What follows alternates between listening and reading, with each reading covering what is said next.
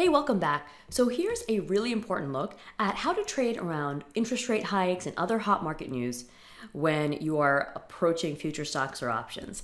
Before we look at the charts, it's an important reminder that trading and investing can be extremely risky business. Therefore, it's your responsibility to evaluate any information, opinion, advice, or other content contained in this video. So here we have it. We're in a situation right now where the FOMC actually raised interest rates by 75 basis points.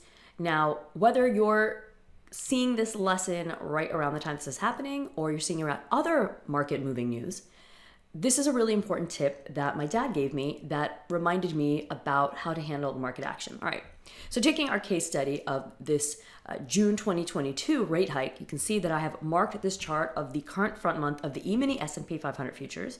That's where I focus in to follow the S&P 500, which is the US economic indicator.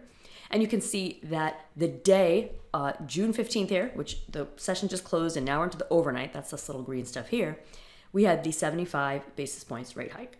So you might say, well, great. If you're an ES trader, you're just going to go back to the last time that the FOMC raised the Fed funds rate. So that's the bank-to-bank overnight lending rate by 75 basis points.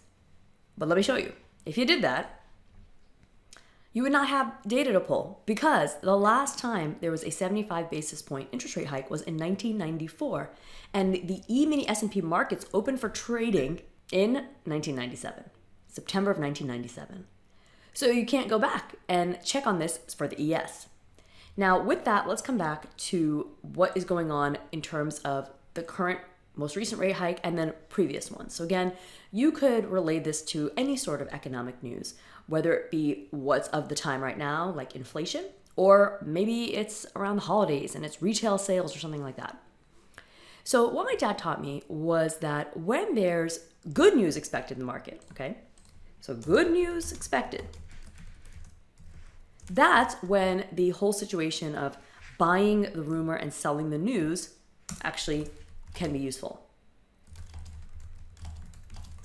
So when there's upcoming expected good news, market tends to rally into it. And then once the news is actually out, all of that positive energy of it and positive implications sort of baked in, and the market can roll over. Now, this is not a hard and fast rule, guys, but this can be a very helpful tip.